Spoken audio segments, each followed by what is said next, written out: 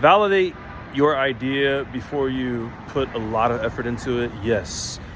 But also remember that many companies didn't necessarily have validation, and they just went forward with it because they had the vision and the belief that what they were building was going to work. For instance, Airbnb. Did they have validation before they started building? I don't know all the ins and outs. I'm sure they did some asking around. Hey, would you let some random person stay in your place if they gave you $100 a night? Yeah, you could do that. You can kind of get validation that way. And then you have to find people. Hey, would you pay $100 to stay in a random person's place? Most people will probably be like, why when there's a hotel? But you have to have the conviction and be like, man, here's an opportunity. You have a bunch of spaces.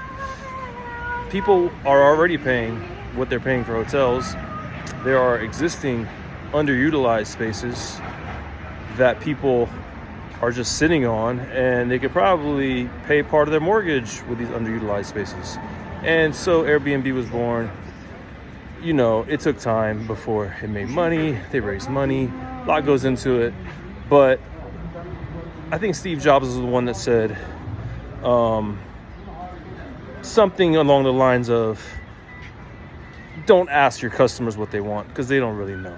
I think it was actually Ford was the one that said, if you ask people what they wanted a faster horse. They didn't even know they wanted a car, an automobile, because they weren't even thinking that far ahead.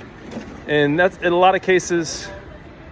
And I actually just heard it on Shark Tank a couple days ago. I was watching Shark Tank. Mark Cuban said, customers doesn't know what's best always. They don't know what they want. You need to create the product, show them how it works, and you kind of not need to do a lot of work sometimes. It might take you a year, 2 years, 5 years. But if you have conviction and you can make it that far, you can build a product that people like, and they didn't even know they needed it. They didn't ask for it. They felt like the status quo was good enough.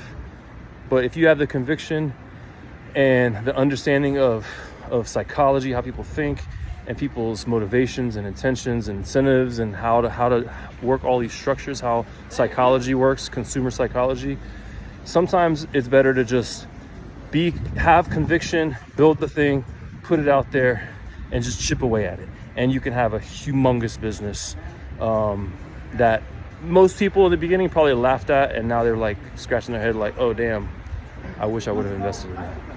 That's just my 2 cents, maybe more than 2 cents. Let me know what you think.